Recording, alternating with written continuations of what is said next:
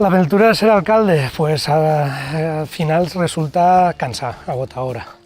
Agotadora perquè són pobles molt xicotets, amb molt poquets de recurs, tant econòmic com humà, i pues, al final en alcaldies tan xicotetes els alcaldes no cobrem.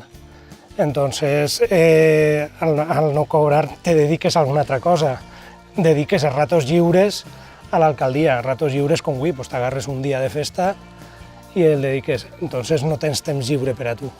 Si vols fer coses, el temps lliure desapareix. Pues des que estem en l'alcaldia hem aconseguit desbloquejar la piscina municipal, que du 12 anys bloquejada. També per dinamitzar un poquet hem creat una associació cultural per intentar que la gent col·labori en fer activitats culturals, que per desgràcia n'hi ha poquetes, i també el que n'hi ha que no es perga. Ara estem lluitant per intentar fer un albergue i que no perguem servicis, perquè ja es va perdre la caixa rural, ara estem lluitant perquè la farmàcia i la tenda que queda no es perguen. Abans que arribi la data estem en un museu, ens l'han aprovat, però n'hi ha que muntar l'edifici i ficar-lo en marxa. Per tant, durant aquest any seria un objectiu, seria acabar l'edifici i ficar en marxa el museu i aconseguir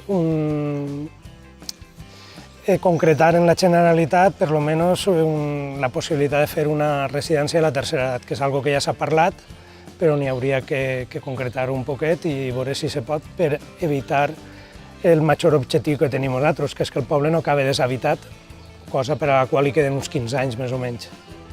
Jo penso que és molt positiu. Han dut una altra forma de treballar al poble, gent que estava un poc desvinculada de les activitats, estem aconseguint vincular un poquet a la gent en la vida del poble.